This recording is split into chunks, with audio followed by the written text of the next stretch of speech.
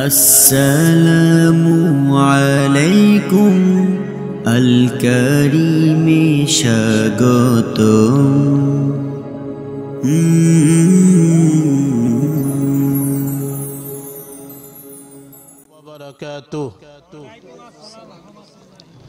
আপনারা কি আমার উপরে রাগ করেছেন?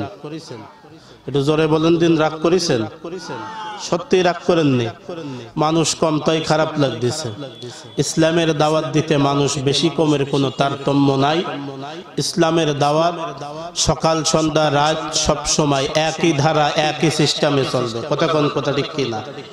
সম্মানিত উপস্থিতি, আপনারা তো আমার উপরে রাগ করেননি, তো সালামের উত্তর আমি মনে করলাম হয়তো বা আপনারা আমার উপরে রাগ করেছেন।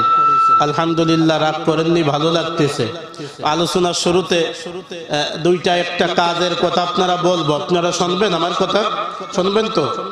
তাহলে এক নাম্বার, একটু হাতটা উঁচু করেন দিন, একটু তাকবীর দেন। নারাই তাকবীর, নারাই তাকবীর। যত জোরে বলবেন লোকজন তত তাড়াতাড়ি আসবে। নারাই তাকবীর। কোরআন সুন্নাহর আলো, জোরে কোরআন সুন্নাহর আলো। বাস হাত লাগান। সবার মেজাজ তো একরকম না, একটু সুবহানাল্লাহ আলহামদুলিল্লাহ হা না বলতে বললে বলবেন তো আপনারা, তাহলে আমার আলোচনা করতে সুবিধা হবে। যেন আমার আলোচনা বসতেছে সবাই। আমি আসসালামুন আলা ইবাদিহিল্লাযিনা ইসতাফা।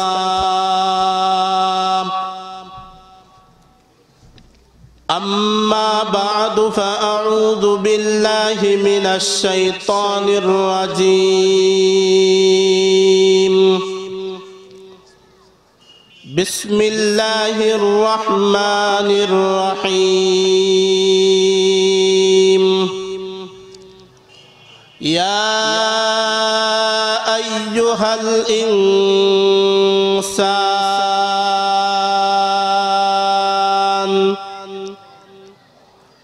ما غرك بربك الكريم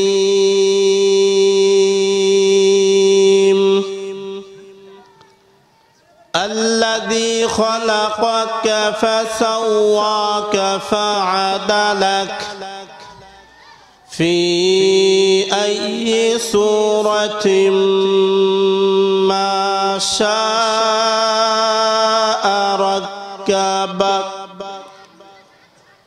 وقال صاحب القرآن صلى الله عليه وسلم لا يدخل الجنة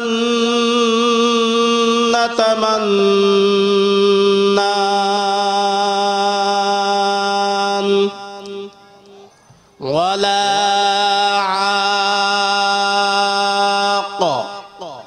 ولا مدمن خمر. صدق الله مولانا العظيم وصدق رسوله النبي الأمي الكريم ونحن على ذلك لمن الشاهدين والشاكرين والحمد لله رب العالمين.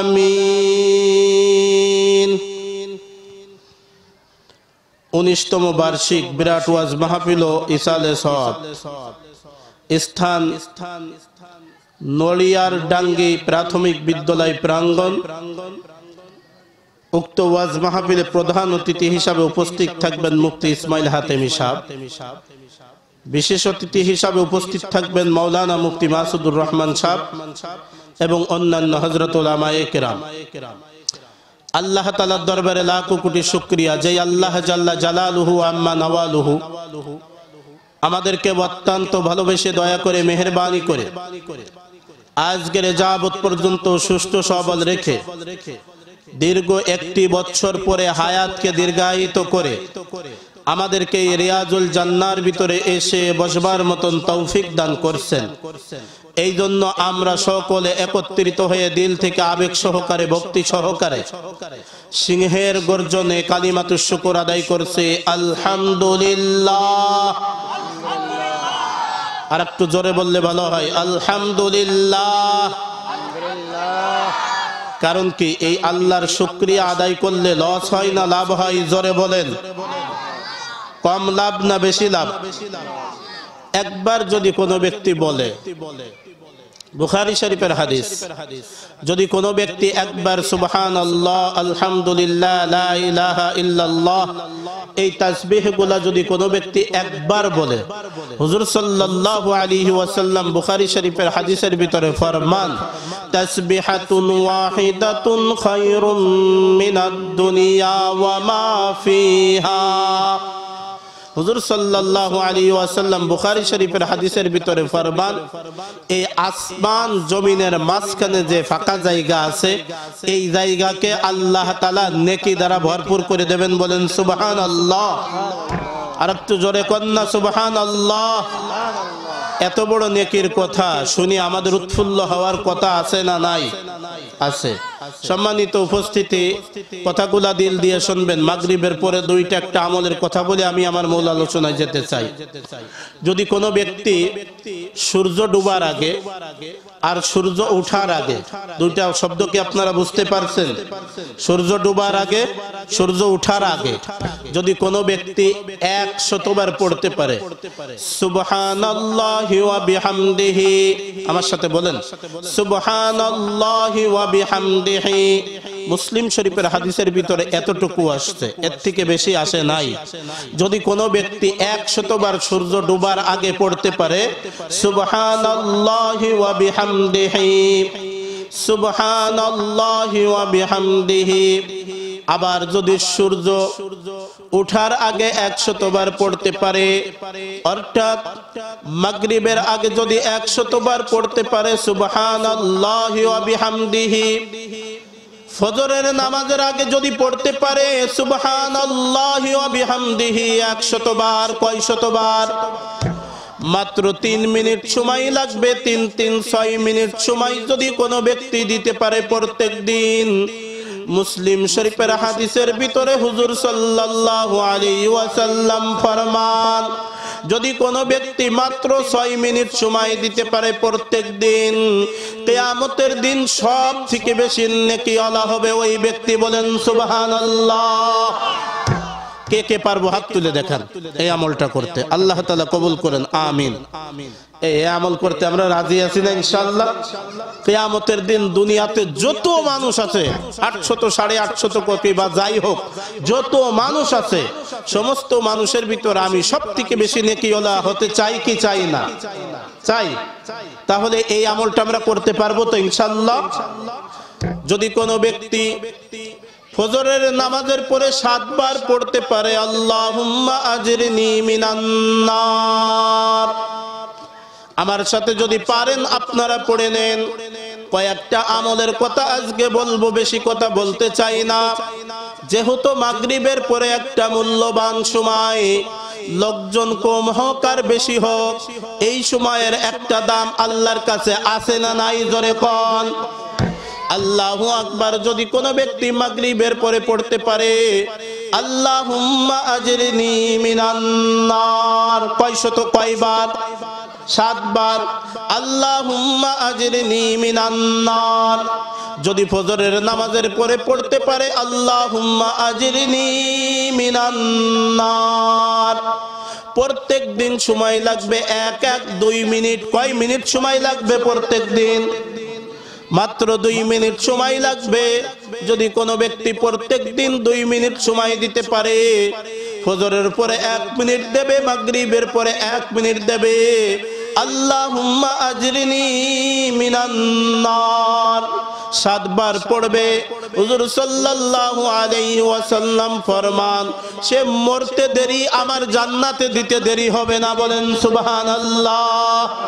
কে কে এই আমলটা করবেন হাত তুলে দেখান। নারায়ে তাকবীর, জোরে নারায়ে তাকবীর। কুরআন সুন্নাহর আলো। আলহামদুলিল্লাহ। তাহলে 2টা আমলের কথা আমি আপনাদেরকে বললাম। এই 2টা আমল আমরা করতে ইরাদা পোষণ করেছি। যদি আজকে এই মানুষগুলা প্রত্যেক দিন এই দুইটা আমল করতে পারে, কিয়ামত পর্যন্ত যদি আর মাহফিল না শুনে, এই ময়দানে যদি মাহফিল নাও হয়, এই গ্রামবাসী আল্লাহর কাছে প্রিয় হয়ে যাবে। কথা কোন কথা ঠিক কিনা? কারণ আল্লাহ তাআলা আমাদেরকে সৃষ্টি করেছেন ইবাদত করার জন্য। কি করার জন্য? ওয়ামা খালাকতুল জিন্না ওয়াল ইনসা ইল্লা লিয়াবুদুন। আল্লাহু আকবার। আল্লাহ তাআলা বলেন মানব এবং জিন জাতিকে সৃষ্টি করার কোনো দরকার আমার ছিল না, ইল্লা কেবলমাত্র সৃষ্টি করেছি লিয়াবুদুন, আমি আল্লাহর ইবাদত করার জন্য। বলেন সুবহানাল্লাহ। আমরা ইবাদত করতে রাজি আছি না নাই? আর একটা আমাদের কথা আমি আপনাদেরকে বলবো, শুনবেন আপনারা? একটা আমাদের কথা বলি। অনেক সময় আমাদের অনেক সময় আমাদের রিজিকের সমস্যা হয় কি হয় না? রিজিকের জন্য অনেক সময় জায়েজ না জায়েজ আমরা দেখি না, পেটের জন্য অনেক কিছু করি। এরকম করি কি করি না? আহারে, আল্লাহ তাআলা বলেন তোমাদের পেটের জন্য তোমাদের মেয়ে তালাক প্রাপ্ত হয়েছে। অনেক সময় আমাদের ছেলে সন্তান রাগ করে বাড়ির থেকে হারাই যায় কি যায় না? অনেক সময় রাজনৈতিক সমস্যার কারণে ছেলে গুম হয়ে যায়, হয় কি হয় না? এইগুলার থেকে আমরা বাঁচতে চাই কি চাই না? চাই। তাহলে এই আমল করার দরকার আছে না নাই? আল্লাহর সাথে যদি সম্পর্ক রাখি, আল্লাহ এগুলার থেকে বাঁচাইতে পারে কি পারে না? তাহলে একটা আমলের কথা আমি আপনাদেরকে বলে দিই। আল্লাহু আকবার। মুসলমান ভাইরা রে আমার, কথাগুলা দিল দিয়ে শুনবেন, বড় মজা লাগবে। যেহেতু আল্লাহ তাআলা আমাদেরকে সৃষ্টি করেছেন তার ইবাদত করার জন্য। কি করার জন্য? জোরে কোন। তার ইবাদত করার জন্য সৃষ্টি করেছেন। অনেক সময় আমাদের মেয়ে তালাক প্রাপ্ত হয়, অনেক সময় আমাদের ছেলেরা গুম হয়ে যায়, অনেক সময় আমাদের রিজিকের সমস্যা হয়। ঠিক এই রকম আল্লাহর রাসূলের সময়ে একজন সাহাবী, ওনার নাম হলো আউফ ইবনে মালিক রাদিয়াল্লাহু তাআলা আন। নাম কি? আউফ ইবনে মালিক রাদিয়াল্লাহু তাআলা আন। ওনার মাত্র একটা ছেলে, ছেলের নাম হইল সালেম রাদিয়াল্লাহু তাআলা আন।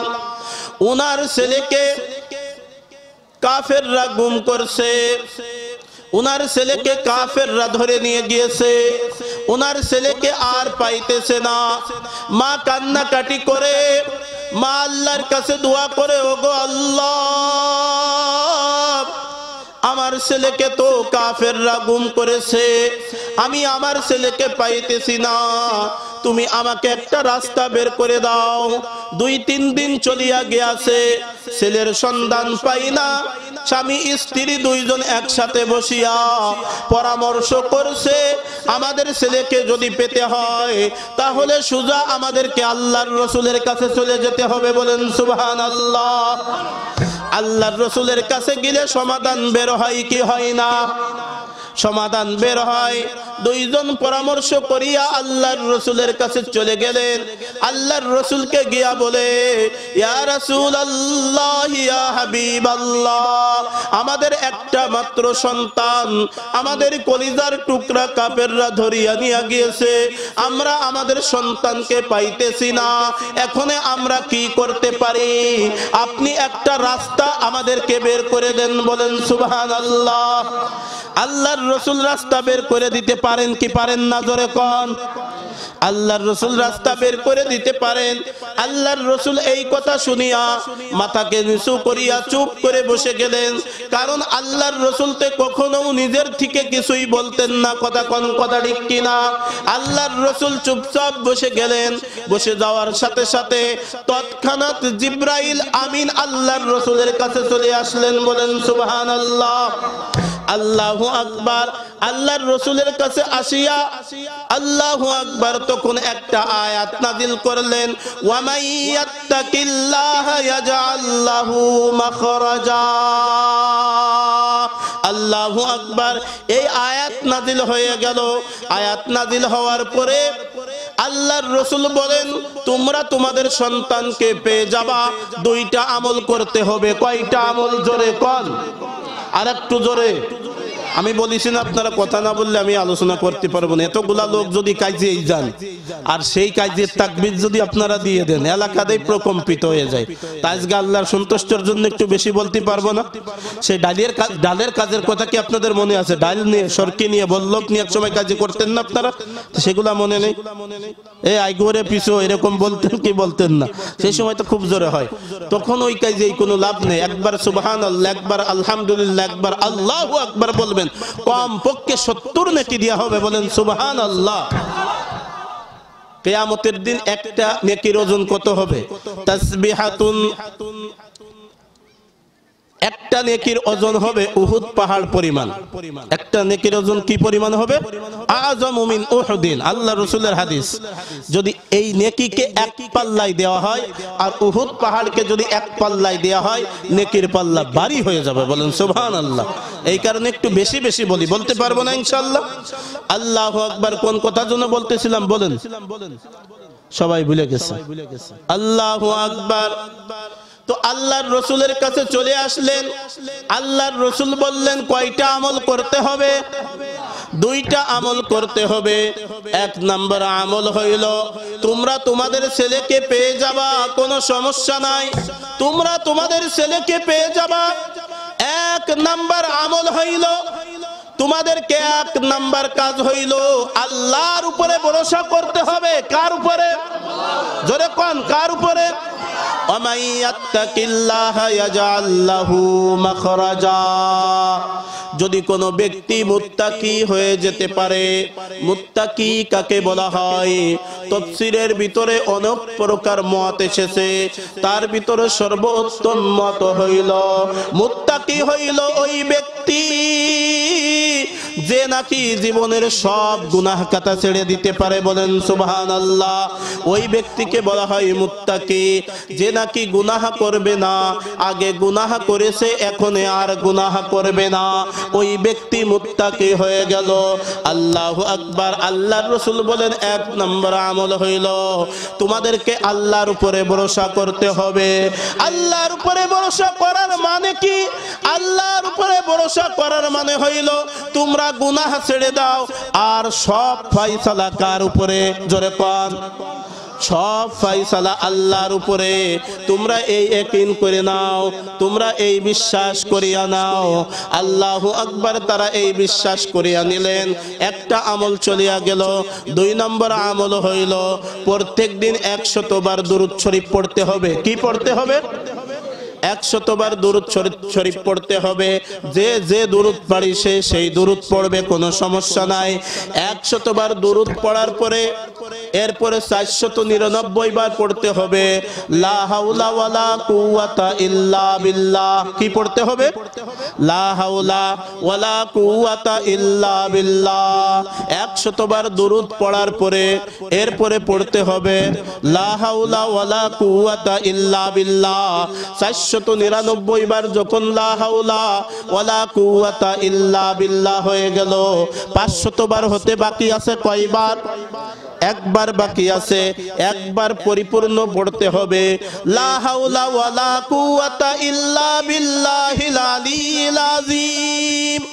লা হাওলা ওয়ালা কুওয়াতা ইল্লা বিল্লাহিল আলিয়্যিল আযীম। 500 বার হয়ে গেল। আবার 100 বার দুরূদ পড়তে হবে। তাহলে আগে 100 বার দুরূদ, তারপরে 499 বার লা হাওলা ওয়ালা কুওয়াতা ইল্লা বিল্লাহ। 1 বার পরিপূর্ণ দোয়া পড়তে হবে। এরপরে আবার 100 বার দুরূদ শরীফ পড়তে হবে। আল্লাহর রাসূল এই আমল উনাদের 2 জনকে দিয়ে দিলেন। দিয়ে দেওয়ার পরে ওনারা বাড়ি চলে আসলেন। বাড়ি আসিয়া আমল শুরু করলেন। ওনারা গুনাহ ছেড়ে দিলেন। কি ছেড়ে দিলেন? জোরে কোন। গুনাহ ছেড়ে দিলেন। ওনারা গুনাহ ছেড়ে দিলেন। এরপরে ওনারা আমল শুরু করলেন। আল্লাহু আকবার। রাত হতে না হতেই ওনাদের ছেলে ওনাদের বাড়ি চলে আসছে। বলেন সুবহানাল্লাহ। আর একটু জোরে কন্যা সুবহানাল্লাহ। 4-5 দিন ছেলের কোনো খবর নাই। আমল যখন শুরু করিয়া দিয়াছে তখন আল্লাহু আকবার, আল্লাহর কুদরতি শক্তিতে সে বাড়ি চলে আসছে। আল্লাহু আকবার। তখন মা জিজ্ঞাসা করে, ওরে বাবা তুমি কেমনি ভাবে আমার কোলের ভিতরে তুমি কিভাবে আসলা, তুমি কি আমাকে একটু বলবা? আল্লাহু আকবার। সন্তান ডাক দিয়ে কয়, হ্যাঁ মা, আমার তো আসার কোনো সিস্টেম ছিল না, আমাকে তো ওরা আটকায় রাখছিল। আল্লাহু আকবার। আজকে মাগরিবের পরে শীতের দিন, কনকনে শীত পড়তেছে, অনেক শীত। শীতের ভিতরে আবার বৃষ্টি হয়েছে। শীতের ভিতরে বৃষ্টি হলে তো শীত একটু বেশি লাগে, কথা ঠিক কিনা? শীত একটু বেশি লাগছে। তখন ওরা আমাকে একটা কুড়িয়ে ঘরের ভিতরে রেখে দিয়েছে। কুড়িয়ে ঘর চেনেন আপনারা? আগে সোনের ঘর হতো, মনে আছে? ওই মনে করেন সোনের ঘরের ভিতরে, গাছের পাতার ঘরের ভিতরে তাকে রেখে দিয়েছে। রাখার পরে এরপরে তাদের শীতে ধরেছে, তারা আর একটা ভিআইপি ঘরের ভিতরে কিছু লেপ কম্বল নিয়ে তারা ঘুমায়া পড়ছে। ঘুমানোর পরে আমি তাদের নাকের ডাক শুনতে পেরেছি। তাদের নাকের ডাক শুনতে পেরে আমি ওই ঘরের থেকে বের হয়ে আমি আপনার কাছে চলে আসছি। বলেন সুবহানাল্লাহ। ওইখান থেকে রক্ষা করতে পারেন কে? আল্লাহু আকবার। এরপরে আল্লাহর রাসূল আল্লাহ তাআলা আল্লাহর রাসূলের মাধ্যমে ফরমান, যদি কোনো ব্যক্তি মুত্তাকি হতে পারে, ওয়ামাইয়াত্তাকিল্লাহা ইয়াজআল লাহু মাখরাজা, আল্লাহ তাআলা তাকে ধারণা অতীত জায়গার থেকে, বিপদ আপদ থেকে, মুসিবত থেকে রক্ষা করবেন কে? জোরে কোন নারায়ে তাকবীর, নারায়ে তাকবীর। আপনারা নরমালে গেলে কুলাম আলোচনা করে মজা হইতো না, শক্ত থেকেন। আল্লাহু আকবার। ধারণা অতীত জায়গার থেকে রক্ষা করতে পারেন কে? জোরে কোন। ভাই কি রে অবস্থা করে ভাই, এভাবে তো আলোচনা করা যায়, এরপরে প্রোগ্রাম আছে। আল্লাহু আকবার। ধারণা অতীত জায়গার থেকে আল্লাহ তাআলা রক্ষা করবেন। আল্লাহু আকবার। ওইখান থেকে রক্ষা করতে পারেন আল্লাহ বাদে আর কেউ করতে পারেন না। এরপরে আল্লাহ তাআলা পবিত্র আয়াতের ভিতরে ফরমান, ওয়ামাইয়াত্তাকিল্লাহা ইয়াজআল লাহু মাখরাজা ইয়ারযুকুহু মিন হাইসু লা ইয়াহতাসিব। আর যদি কোনো ব্যক্তি মুত্তাকি হয়ে যেতে পারে, তাহলে আমি আল্লাহ তাআলা ধারণা অতীত জায়গার থেকে রিজিকের ফয়সালা করে দেব। বলেন সুবহানাল্লাহ। আল্লাহ তাআলা ধারণা অতীত জায়গার থেকে রিজিকের ফয়সালা করতে পারে কি পারে না? ওই ছেলে চলে আসতেছে, আল্লাহু আকবার। আসার পথে দেখে কাফেরদের অনেকগুলা উট ছাড়া রয়েছে। বাড়ি আসার পথে ওই উটগুলাও সে বাড়ি নিয়ে চলে আসছে। বলেন সুবহানাল্লাহ। উটগুলা যখন নিয়ে চলে আসছে, আসার পরে আল্লাহু আকবার, তার বাবা বলে, এই উট আমি গ্রহণ করব না যত সময় পর্যন্ত আমি আল্লাহর রাসূলের কাছে এই বিষয়ে মাসআলা না জিজ্ঞাসা করব। আল্লাহু আকবার। আবার আল্লাহর রাসূলের কাছে চলে গেলেন। আল্লাহর রাসূলের কাছে গিয়া বলে, ইয়া রাসূলুল্লাহ, ইয়া হাবিবাল্লাহ, আমার ছেলে তো আসার সময় অনেকগুলা উট নিয়ে চলে আসছে। এই উটগুলা কি আমার ব্যবহার করা, আমার খাওয়া কি জায়েজ আছে কিনা আপনি বলে দেন। আল্লাহু আকবার। আল্লাহর রাসূল বললেন, অনেক সময় কাফেরদের উট নিয়ে আসলে বাইতুল মালে 5 ভাগ দিতে হয়। এখন আমার উপরে ওহী আসছে, আল্লাহ তাআলা বলছেন, তোমরা যখন মুত্তাকি হয়ে গিয়েছো, আজকের এই উট থেকে 5 ভাগ বাইতুল মালে দিতে হবে না, পরিপূর্ণ আল্লাহ তাআলা তোমাদের জন্য জায়েজ করে দিয়েছেন। বলেন সুবহানাল্লাহ। কারণ জিহাদের একটা সিস্টেম আছে, কাফেরদের থেকে যদি আমরা কিছু পাই, ওইটা মুসলমানদের জন্য হালাল হয়ে যায়। এই মাসালা কি আপনারা জানেন? জানেন না? আল্লাহু আকবার। যুদ্ধ জিহাদ তো এখন নাই, এই কারণে এই মাসালাও আমাদের জানা নাই। আল্লাহু আকবার। অনেক সময় কাফেররা অনেক কিছু ফেলে রেখে রেখে চলে গিয়েছে। আল্লাহ তাআলা বলে, তোমরা এইগুলা গ্রহণ করবা, বাইতুল মালে 5 ভাগ দিয়ে দিবা, বাকিগুলা তোমরা আল্লাহর রাসূল যেভাবে বলে ওইভাবে তোমরা ভাগ করে নিবা। আর তাদের ক্ষেত্রে বলা হলো, তোমরা পরিপূর্ণ মুত্তাকি হয়ে গিয়েছো, অতএব তোমাদেরকে আর বাইতুল মালে দিতে হবে না, পরিপূর্ণ তোমাদের জন্য আল্লাহ তাআলা জায়েজ করে দিয়েছেন। বলেন সুবহানাল্লাহ। ওয়ারযুকুহু মিন হাইসু লা ইয়াহতাসিব। আল্লাহু আকবার। কোন ব্যক্তি যদি মুত্তাকি হতে পারে, তাহলে তার রিজিকের ব্যবস্থা কে করবেন? জোরে ডাক দিয়ে কোন কে? আল্লাহু আকবার, তাদের রিজিকের ব্যবস্থা আল্লাহ তাআলা করবেন। আল্লাহু আকবার। ওয়ামা মিন দাব্বাতিন ফিল আরদি ইল্লা আলাল্লাহি রিজকুহা। আল্লাহ তাআলা পবিত্র কালামে পাকের ভিতরে ফরমান, মানব জিন এরপরে যত প্রাণী আছে এদের স্থায়ী বাসস্থান এবং অস্থায়ী এবং এদের রিজিকের ব্যবস্থা আমি আল্লাহ করব। বলেন সুবহানাল্লাহ। এই আয়াতের তিনখানা শানে নুজুল আছে। তার এক নম্বর শানে নুজুল হইল আল্লাহ তাআলা বলেন, যদি তোমরা মুত্তাকি হতে পারো আর আমার উপরে যদি পরিপূর্ণ ভরসা করতে পারো। এই আয়াতের তিনখানা শানে নুজুল। তার এক নম্বর শানে নুজুল হইল আল্লাহু আকবার, এই আসমান জমিন সব কিছু তৈরি করার 50,000 বছর আগে আমি আপনাদের রিজিকের ফয়সালা করেছি। বলেন সুবহানাল্লাহ। তাহলে রিজিকের জন্য হালাল হারাম দেখা লাগবে না? একটা আমল মুত্তাকি হয়ে গেলে রিজিক কে দেবেন এবং ধারণা অতীত জায়গার থেকে রিজিক দেবেন, কেমনি ভাবে দেবেন? আরেকখানা শানে নুজুল, আল্লাহর রাসূল সাহাবায়ে কিরামের এক জামাতকে পাঠিয়ে দিলেন, এই তোমরা যাও জিহাদের জন্য অমুক এলাকায় চলে যাও। তারা জিহাদের জন্য বের হয়ে গিয়েছে। 2-3 দিন হেঁটে যাওয়ার পরে তাদের কাছ থেকে খানা শেষ হয়ে গিয়েছে। তাদের কাছ থেকে যখন খানা শেষ হয়ে গিয়েছে তখন তারা চিন্তায় বিভোর হইয়া গিয়েছে। আল্লাহু আকবার।